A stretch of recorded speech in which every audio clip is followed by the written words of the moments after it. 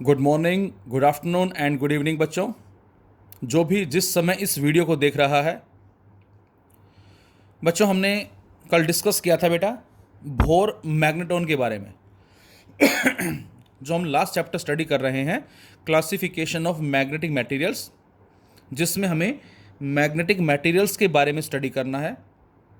और इसमें हमने बोहर मैग्नेट्रॉन के बारे में बात किया था कि जब एटम में इलेक्ट्रॉन रिवॉल्व करता है तो वो एक करंट कैरिंग लूप की तरह बिहेव करता है, और वहाँ पर भी नॉर्थ पोल और साउथ पोल जो है वो एग्जिस्ट करते हैं। So we can say an atom behave as a dipole, और उसका जो डाइपोल मोमेंट है उसी को ही बच्चों हमने नाम दिया था बोहर मैग्नेट्रॉन के लिए। और वहाँ से उसकी वैल्यू आई थी बेटा हमारे पास 9.27 10⁻⁻24 एम्पियर मीटर स्क्वायर। अब बच्चों हमारे पास कुछ टर्म्स हैं जो हमारी मैग्नेटिज्म में यूज़ हुई हैं। जैसे इलेक्ट्रोस्टैटिक्स में हम बेटा ई नोट लेते थे, E naught E R, same उसी तरह से मैग्नेटिज्म में mu naught as well as mu R को यूज़ करते हैं हम। तो अब इसमें हमारी जो टर्म्स हैं, जिसमें से एक आध टर्म हमें कई बार एग्जाम में भी मिल जाती है। So first one is magnetic permeability. तो जो फर्स्ट टर्म है मैग्नेटिक परमेबिलिटी बेटा, जिसको हमने म्यू का नाम दिया है, ये हम यूज़ जो करते हैं, इसका मीनिंग क्या होगा? तो आपको याद भी होगा, हमने स्टार्टिंग में बात भी की थी कि ये किसी भी मटेरियल की वो एबिलिटी है, वो करेक्टरिस्टिक्स है, या ये कहें वो गुण है, जो उसमें से ये अलाउ करता है कि फील्ड लाइनें पास होंगी या नहीं होंगी। It is the ability of a material which allow the magnetic lines of force to pass through them. हम स्टडी करेंगे आगे diamagnetic substance, paramagnetic substance and ferromagnetic substance, जिसमें से फेरोमैग्नेटिक सब्सटेंस जो बेटा उसकी जो परमेबिलिटी है वो काफ़ी हाई होती है। उससे बेनिफिट क्या होगा? उससे बेनिफिट ये होगा कि जब भी हम एक फेरोमैग्नेटिक मटेरियल को मैग्नेटिक फील्ड रीजन में लोकेट करते हैं तो उसमें से मैक्सिमम लाइनें जो है पास होती हैं, और इस रीजन की वजह से ही हम इसको मूविंग कॉइल गैलोमीटर में यूज़ करते हैं। इस फेरोमैग्नेटिक मटेरियल जो कि आयरन हमारा एग्जाम्पल है, उसको हम एसी डायनेमो में यूज़ करते हैं, और इसी फेरोमैग्नेटिक मटेरियल को बच्चों हम ट्रांसफॉर्मर में यूज़ करते हैं एज ए कोर। तो ये हम बात करेंगे आगे। एमसीजी के बारे में हम बात कर चुके हैं पहले। So it is the ability of a material to permit the passage of magnetic lines of force through it. As we know, B naught, that is field strength in free space, mu naught upon 4 pi into m upon r square. This is equation first, ये हम discuss कर चुके हैं बेटा। अब यदि कोई material magnetise हो जाता है, उसका भी अपना एक मैग्नेटिक फील्ड सेटअप होता है, अभी बात भी करेंगे हम। तो उसके लिए हमने लिखा B equal to mu upon 4 pi into में m अपॉन आर स्क्वेयर।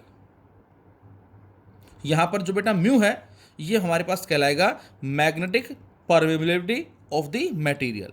तो ये मटेरियल के लिए यूज़ हुआ है और ये फ्री स्पेस के लिए यूज़ हुआ है। जब भी कभी हम बात करेंगे अभी कि किसी मटेरियल को मैग्नेटिक फील्ड रीजन में लोकेट करते हैं तो इससे वो भी अपने आप को मैग्नेटाइज करना शुरू कर देता है, उसका चुंबकीकरण होना शुरू हो जाता है, चुंबक बनना शुरू हो जाता है। तो उस मटेरियल की जो एबिलिटी है उसको हमने नाम दिया है, किसका? म्यू का नाम दिया है। और यदि हम सेकेंड अपॉन फर्स्ट कर दें, डिवाइड कर दें बच्चों इनको, तो यहाँ से बड़ा इंपॉर्टेंट हमें रिजल्ट मिलता है बेटा, B upon B naught equal to mu upon mu naught equal to mu R, and this mu R is known as relative magnetic permeability. So the relative magnetic permeability of a material is defined as the ratio of magnetic permeability of the material, ये material के लिए है, and magnetic permeability of free space. Material और free space की permeability का जो ratio होगा बच्चों, उस रेशियो को ही हमने म्यू आर का नाम दिया है। This is mu R. और अब यहां से इस म्यू की यूनिट को आप फाइंड आउट कर सकते हैं बेटा। यहां से क्या आ जाएगा? यदि हम इसको इधर ले जाएं, m को नीचे आर स्क्वायर के ऊपर 4 पाई डायमेंशनलेस, तो म्यू आ जाता है B R square upon M. और अक्सर एग्जाम में स्टेटमेंट ना पूछ के कई बार उसकी यूनिट भी पूछ लेता है। तो यूनिट भी आपको थोड़ा ध्यान होनी चाहिए। Field tesla, R square metre square, M pole strength that is ampere metre, और यहाँ से इसकी यूनिट आ जाएगी बच्चों टेस्ला मीटर एम्पियर इनवर्स। तो this is magnetic permeability, it is the ability of a material which allow the magnetic lines of force to pass through them. Second one is magnetizing force. Magnetizing force मैंने word use किया है, not a magnetic force. और magnetising intensity, जिसको हमने H vector से represent किया है। ये क्या होता है देखें जरा। The degree to which a magnetic field can magnetize a material, ये वो डिग्री है जो हमें ये बताती है कि मैग्नेटिक फील्ड जो है वो क्या करेगा, किसी भी मटेरियल को मैग्नेटाइज कर देगा। मैग्नेटाइज करने का मतलब चुंबकीकरण हो जाना, चुंबक बन जाना। The degree to which a magnetic field can magnetize a material is represented in terms of magnetizing force. उसी को ही बच्चों हमने मैग्नेटाइजिंग फोर्स या मैग्नेटाइजिंग इंटेंसिटी का नाम दिया है। आपको ध्यान होगा जो हमने टोरॉइड की बात की थी, और उस टोरॉइड के कॉरस्पॉन्डिंग जो हमने फील्ड स्ट्रेंथ कैलकुलेट की थी वो हमारी कितनी आई थी इन केस ऑफ टोरोडियल सोलेनॉइड। ये जो टोरोडियल सोलेनॉइड वर्ड यूज हुआ है बेटा, ये टोरॉइड के लिए यूज हुआ है, ये हमने बताया था आपको, क्योंकि जो टोरॉइड है वो रिंग शेप सोलेनॉइड है, इसलिए इसको हम टोरॉइड या सिंपल टोरोडियल सोलेनॉइड भी बोलते हैं, जिसमें एन टर्न्स थी पर यूनिट लेंथ, क्योंकि एन को नाम क्या दिया था हमने, number of turns per unit length, जिसमें आई करंट फ्लो कर रहा है। सो we can say in case of toroidal solenoid with N turns per unit length carrying a current I wound round a ring of a magnetic material. हमने कोई ring ली जो कि magnetic material है, और उसके सराउंडिंग में हमने कॉइल को कनेक्ट कर दिया है लाइक ए टोरोडियल सोलेनॉइड। तो अब उसके कॉरस्पॉन्डिंग बच्चों जो फील्ड स्ट्रेंथ होगी वो कितनी होगी, ध्यान से देखें, वो होगी the magnetic induction of the field produce in the material. ये ध्यान रखें वर्ड बेटा, ये मटेरियल के लिए यूज हुआ है, B equal to mu N I. हमने स्टडी क्या किया था, हमने स्टडी किया था B equal to mu naught N I. वहाँ म्यू नोट फ्री स्पेस के लिए यूज हुआ था, लेकिन यहाँ हम एक मटेरियल की बात कर रहे हैं, एक रिंग की बात कर रहे हैं, जिसके सराउंडिंग में लाइक इन दिस वे हम समझ सकते हैं कुछ इस तरह से, जिसके सराउंडिंग में हमने इस तरह से जो सिस्टम है वो ले रखा है। So the magnetic induction of the field produce in the material of toroidal solenoid is B equal to mu N I. Mu किसके लिए, उस मैग्नेटिक मटेरियल के लिए। So the product N I, अब ये जो एन इंटू आई है बेटा, एन क्या है, N is the number of turns per unit length और आई इज द करंट। इनका जो प्रोडक्ट है बच्चों, इस प्रोडक्ट को भी हम मैथमेटिकली कह सकते हैं मैग्नेटाइजिंग फोर्स और magnetising intensity. So H equal to N I, इसको ऐसे भी लिखा जा सकता है। तो यदि एच बराबर एन आई हो गया तो बी बराबर म्यू एच भी लिखा जा सकता है। तो ये अलग अलग स्टेटमेंट है। पहली स्टेटमेंट जो अभी हमने पढ़ी, this one, the degree to which, ये हमारी कहलाती है थ्योरेटिकल स्टेटमेंट। उसके बाद second one is N I, ये हमारी कहलाती है सेकेंड स्टेटमेंट। और इसी का जो थर्ड रिजल्ट हमारा आ गया B equal to mu H, H equal to B by mu. Field और magnetic permeability of the material का जो रेशियो होगा, उस रेशियो को भी बच्चों हमने क्या नाम दिया है, एच का नाम दिया है। और इस एच की यूनिट क्या आएगी बेटा, फील्ड टेस्ला, म्यू अभी अभी सोल्व किया, टेस्ला मीटर एम्पियर इनवर्स। तो बच्चों इस एच की यूनिट आ जाती है ampere metre inverse. This is the magnetizing intensity. Third one is intensity of magnetization. ध्यान रहे, ये मैग्नेटाइजिंग इंटेंसिटी है, ये इंटेंसिटी ऑफ मैग्नेटाइजेशन है, जिसको आई से हमने रिप्रेजेंट किया है। अब ये क्या होती है बच्चों, it represents the extent, extent का मतलब limit, to which a specimen is magnetize. ये एक लिमिट के बारे में बताती है। मतलब पहले वाला जो एच था बेटा, वो हमें क्या बता रहा है, द डिग्री, ये वो डिग्री थी जो अभी मैंने बताया, the degree to which a magnetic field can magnetize material. ये तो हमें ये बता रही है कि मैग्नेटिक फील्ड जो है वो किसी भी मटेरियल को मैग्नेटाइजिंग कर देगा, चुंबकीकरण कर देगा, उसको मैग्नेट बना देगा, क्या एच। लेकिन इंटेंसिटी हमें क्या बताती है, it represents the extent, limit, किस लिमिट पे बनेगा, इसके बारे में हमें कौन बताएगा, intensity of magnetization. So it represents the extent to which a specimen is magnetized when placed in a magnetic field. तो जब हम उस मटेरियल को एक मैग्नेटिक फील्ड में लोकेट कर देते हैं तो किस लिमिट पे जाके वो मैग्नेट बनेगा, इसको हमने नाम दिया है इंटेंसिटी ऑफ मैग्नेटाइजेशन का नाम दिया है।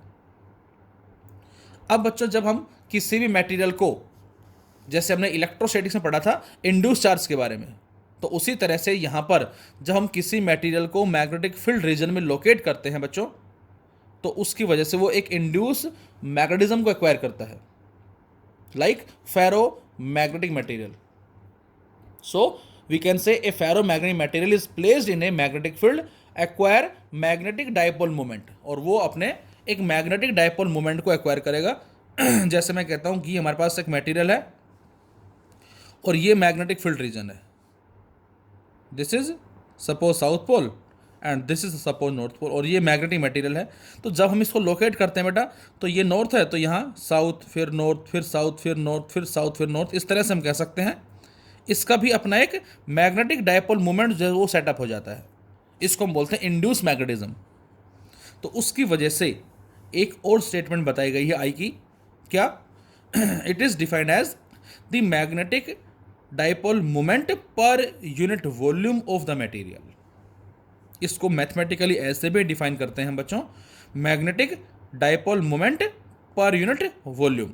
यूनिट वॉल्यूम में कितना मैग्नेटिक डायपोल मोमेंट अराइज हो रहा है, that is known as I, intensity of magnetization, M/V।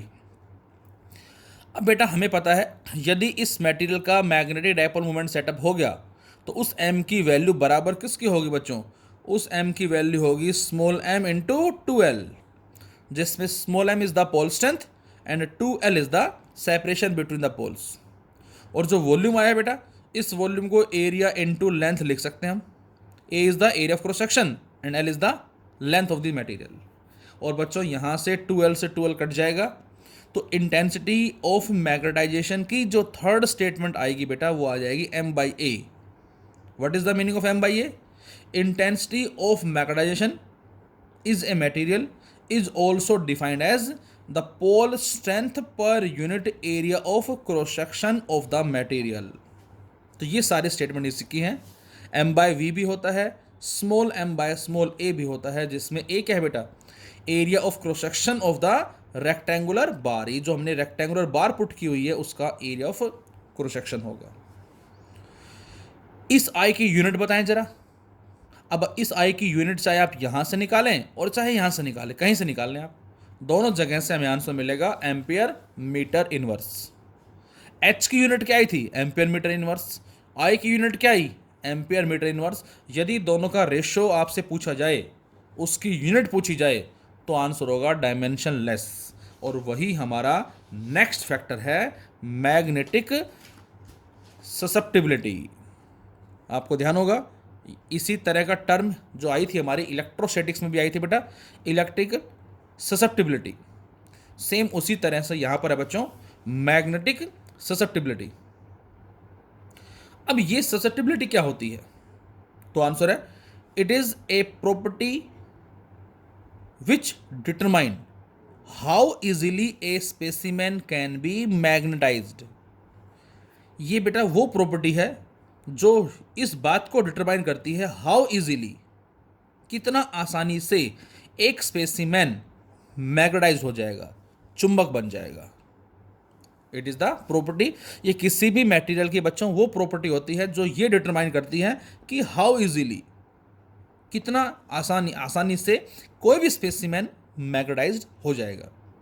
और we can say it is also defined as the ratio of intensity of magnetization I induced in the material, मैंने बताया अभी आपको कि जब भी हम उस मटेरियल को मैग्नेटिक फील्ड में लोकेट करते हैं तो वो एक इंड्यूस मैग्नेटिज्म को एक्वायर करता है. So it is defined as the ratio of intensity of magnetization I induced in the material to the magnetizing force applied on it, to the magnetizing force H, जिसको हमने नाम दिया है applied on it, I by H. I ampere metre inverse, H ampere metre inverse, cancel out. तो इसका मतलब इस magnetic susceptibility का कोई डायमेंशन या कोई यूनिट नहीं होती बच्चों, ये आपको याद रखना है. अब जो हम बात कर रहे थे, जो हमारा क्वेश्चन जो एग्जाम में आ चुका था वो इस पे आया था 2 नंबर का 2 साल पहले. जो मैंने 5 नंबर का बताया था आपको बेटा, 3 नंबर का न्यूमेरिकल हमारा था बार मैग्नेट पे बेस्ड, जो हमारा पोटेंशियल एनर्जी पे आया था minus M B cos theta 2 minus cos theta 1, और 2 नंबर का जो छोटा सा न्यूमेरिकल था हमारा वो इस पे बेस्ड आया था हमारा. तो देखिए जरा हमारे पास ये क्या है. This is the relationship between magnetic permeability and magnetic susceptibility. ये म्यू आर और साई एम में रिलेशनशिप होगा. बच्चों अभी मैंने बताया कि जब भी हम किसी मटेरियल को हम मैग्नेटिक फील्ड रीजन में लोकेट करते हैं बेटा, तो वो उससे एक इंड्यूस मैग्नेटिज्म को एक्वायर करता है. सपोज मैं आपसे कहता हूं कि ये हमारे पास एक सोलेनॉइड है कुछ इस तरह से, और जैसे इसमें हमने करंट को फ्लो किया बेटा, तो आप बताएंगे कि सर यहां पर क्या होगा, एक मैग्नेटिक फील्ड सेटअप हो जाएगा कुछ इस तरह से, इन दिस वे. तो यहां इसके यहाँ पर बीच में सेंटर पे एक फील्ड स्ट्रेंथ सेटअप हो जाएगी. कितना सेटअप हो जाएगी तो वो हम पढ़ चुके हैं, म्यू नॉट एन आई. अब हमने क्या किया बेटा, यहाँ पर एक मैग्नेटिक मटेरियल को लोकेट कर दिया. हमने यहाँ पर एक मैग्नेटिक मटेरियल को लोकेट कर दिया. Suppose this is a magnetic material, ये हो गया. अब जैसे ही यहाँ पर हम इस करंट को स्विच ऑन कर देंगे, करंट की वजह से क्या होगा, magnetic lines of force travel करेंगी. तो यहां पर एक तो फील्ड ऑलरेडी है बी नॉट, सोलेनॉइड का कह सकते हैं हम. दूसरा अब क्या होगा, इसके अंदर इंड्यूस मैग्नेटिज्म एक्वायर होगा. क्यों होगा, तो आंसर इसमें एटम्स और आयंस का जो अलाइनमेंट है वो इस फील्ड के कोरस्पॉन्डिंग सेटअप होना शुरू हो जाएगा. इस तरह से इस मटेरियल में जो मौजूद एटम्स और आयंस जो हैं उनका अलाइनमेंट इस तरह से होगा. ये जो एरो है ये हमें मैग्नेटिक डायपोल मोमेंट के बारे में बता रहे हैं. और एक केस वो आएगा जिससे सारे के सारे एटम्स मॉलिक्यूल्स जो एक प्रॉपर अलाइनमेंट में आ गए, मतलब ये भी मैग्नेट बन गया.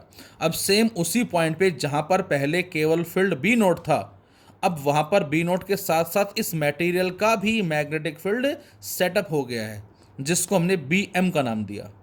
तो अब हम क्या लिखेंगे, तो आंसर है when a magnetic material is placed in a magnetizing field. जब हम एक मैग्नेटिक मटेरियल को एक मैग्नेटाइजिंग फील्ड में लोकेट करते हैं जिसकी मैग्नेटाइजिंग इंटेंसिटी हमारी कितनी है, एच है, then the material gets magnetized. तो उस कंडीशन में मटेरियल जो है वो चुंबक बनना शुरू हो जाएगा, चुंबक बन जाएगा. So the total magnetic induction B in the material is the sum of magnetic induction B naught in vacuum produced by the magnetic intensity and magnetic induction Bm due to magnetization of the material. अब जो field strength होगी net, वो बेटा B naught plus B M को denote करेगी. यहाँ B naught क्या होगा, म्यू नोट एच, क्योंकि एन आई को हमने एच का नाम दिया था, अभी पीछे बात की थी हमने. और बी एम क्या होगा, म्यू आई होगा. अब इसको मैंने म्यू नोट आई क्यों लिखा, क्योंकि आई जो है ये वो एबिलिटी है जो हमें ये बताएगी किस लिमिट पे जाके वो मटेरियल मैग्नेटाइज होगा. तो ये थोड़ा सा आपको ध्यान रखना है. So B equal to mu naught H plus mu naught I. अब यहाँ म्यू नोट यूज़ क्यों किया बेटा हमने, क्योंकि मटेरियल रखा कहाँ गया है, वो फ्री स्पेस में रखा गया है इसलिए. और यहाँ से बच्चों हमने म्यू नोट को कॉमन ले लिया, तो यहाँ से बी बराबर किसके आ गया, एच प्लस में आई. तो यहाँ से वैल्यू मिली हमें बी इक्वल टू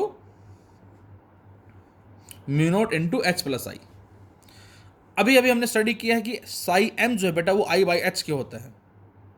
तो यहाँ से आई की वैल्यू क्या आएगी बच्चों, यहाँ से आई की वैल्यू आ जाएगी साई एम इंटू एच, और यदि उस आई की वैल्यू को हम यहाँ रख दें इसके अंदर, तो हमने आई को रिप्लेस कर दिया साई एम इंटू एच से, और बेटा यहाँ से कॉमन क्या आ जाएगा, एच कॉमन आ जाएगा। तो B equal to mu naught और एच बाहर ले लिया, 1 प्लस साई एम। और अब मटेरियल के लिए हम जो बी है उसको लिख सकते हैं म्यू एच के बराबर। तो यहाँ से इस बी को हमने म्यू एच पुट कर दिया, और राइट साइड में म्यू नोट एच है, इस एच से H cancel out, so mu equal to mu naught into 1 plus psi M. और बेटा इस म्यू नोट को नीचे ले जाएं तो ये बन जाएगा बच्चों mu R. So mu R equal to 1 plus psi M. तो इस पे हमारी क्वेश्चन जो आई थिंक एग्जाम में जो है 2 नंबर का वो पूछा गया था, relationship between magnetic permeability and magnetic susceptibility. तो यहाँ से हमने जो कुछ स्टेटमेंट स्टडी की हैं वो कौन कौन सी स्टेटमेंट थी बेटा? First one is magnetic permeability. हाँ, एक चीज़ और, इसमें बुक में हमें एक मैग्नेटिक फील्ड भी दे रखा होगा। बुक में यदि आप स्टडी करेंगे तो आपको एक मैग्नेटिक फील्ड वर्ड और गिवन होगा। इसको मैंने यहाँ डिफाइन नहीं किया, क्यों? क्योंकि इसको हम ऑलरेडी डिफाइन कर चुके हैं। कहाँ? मैग्नेटिक इफेक्ट ऑफ करंट में हमने इसको डिफाइन कर दिया था। कब? Using B equal to F upon Q V sine 90, और वहाँ पर Q की वैल्यू 1, V की वैल्यू 1 मीटर पर सेकेंड और साइन 90 पुट कर दिया था, तो वहाँ से B को हमने F के बराबर रखा था और वहाँ हमने डिफाइन कर लिया था। तो ये स्टेटमेंट ऑलरेडी बुक में जो इस चैप्टर में दे रखी है वो हमने ऑलरेडी वहाँ डिस्कस कर ली है मैग्नेटिक इफेक्ट ऑफ करंट के अंदर। सो magnetic permeability, magnetizing force, intensity of magnetization, और उसके बाद मैग्नेटिक ससेप्टिबिलिटी, और उसके बाद हमारे पास रिलेशनशिप जो है permeability as well as magnetic susceptibility के बीच में। अब यहाँ से यदि आपसे कहता है इस म्यू आर की वैल्यू गिवन है, तो उस मटेरियल के लिए ये बताओ साई क्या होगा, तो आप सोल्व कर सकते हैं। साई की वैल्यू गिवन है तो आप उस मटेरियल के लिए म्यू की वैल्यू को या म्यू आर की वैल्यू को सोल्व कर सकते हैं। और म्यू आर, क्योंकि हमें पता है mu upon mu naught equal to mu R, so mu equal to mu naught into mu R. Mu R जो आया उसको म्यू नोट से मल्टीप्लाई कर देंगे। अब म्यू नोट कितना होता है? Mu naught upon 4 pi equal to 10 की power -7, so mu naught equal to 4 pi 10 की पावर -7। ये यहाँ रखा, म्यू आर हमने सोल्व कर लिया। अब हम म्यू की वैल्यू को फाइंड आउट कर सकते हैं। Thank you.